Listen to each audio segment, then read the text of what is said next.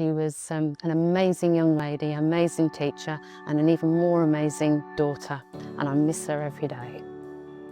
Yes, Natalie was a maths teacher in a secondary school in Surrey, and she sadly lost her fight with melanoma at the age of 28 in late 2022.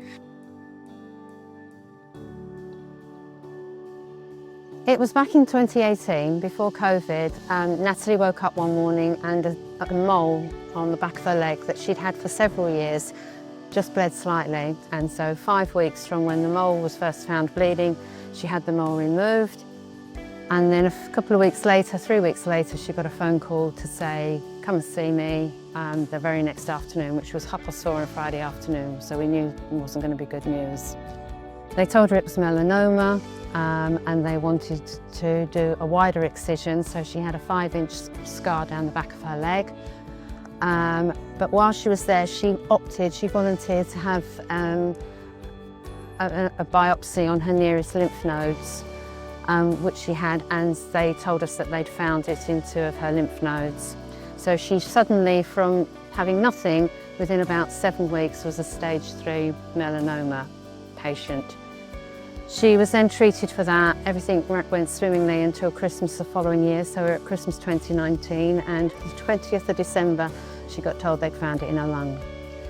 So she then went in the February to have radiotherapy, which cleared it, it all disappeared, but a year later it came back again, and by this time we were in COVID.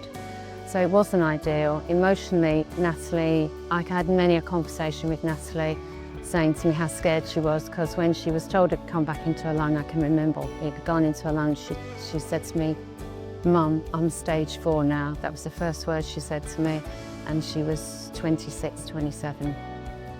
She was then put on targeted therapy. That was all going okay until it stopped working after about 14 months.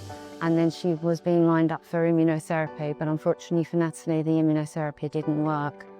And with a week's notice, she actually survived 10 days and died at the age of 28 on Remembrance Day 2022. Her one wish was to be remembered, so she picked Remembrance Day, and that's why I'm standing here now. She is an amazing young lady, amazing teacher, and an even more amazing daughter, and I miss her today.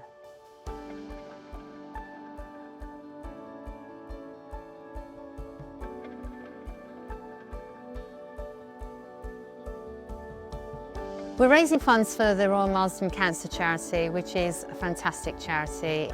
And even though I stand before you now, having lost my daughter at the Royal Marsden, they did everything they could to save her. And all she wanted was to be remembered and to make sure we gave back what she had taken, and which in the end did extend her life